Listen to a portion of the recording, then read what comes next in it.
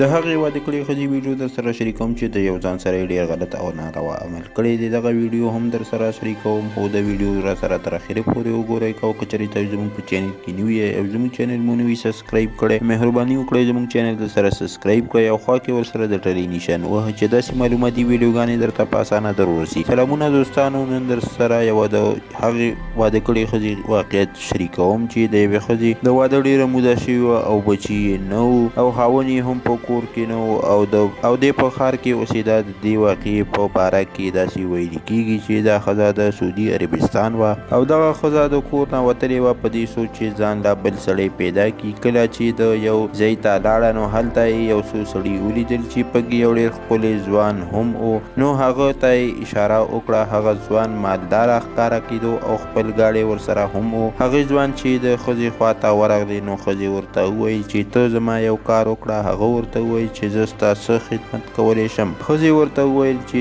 ته به په عدالت کې دا ووایي چې زه ښځې لا طلاق ورکوم. ځوان ورته وویل چې زه خو به دا وکم خو زما به څه پیدا وي. ښځې ورته وویل چې زه به خپل ځان تا ته حواله کړم. بیا ستا خوښه چې ته هر څه کوې. هلک هم وویل چې دا خو ډېره ښه ده او د ځوانۍ په جوش کې و. کله چې د عدالت ته لاړل نو ځوان جج ته وویل چې دا زما ښځه ده او زه ورته طلاق ورکوم ځکه چې زما نور ژوند دې سره نه تېرېږي. نو کله چې د ښځې نه تپوس وکړو نو ښځې ورته وویل چې دا زما نه 8 کاله بل ځای کې تېر کړي وو او زما د کور خرچه ټوله په قرض تېرېده. نو دې زما حق راکړي. نو حج په ځوان باندې 15,000 ریال ورکولو حکم وکړو. کله چې ځوان بهر راغلی نو ځوان ته تپوس وکړي چې دا خو دې څه وکړل. نو ښځې ورته وویل که نه یې منې نو تا به زه ګرفتاره کړم. نو هغه دا او هر څه یې ورکړل.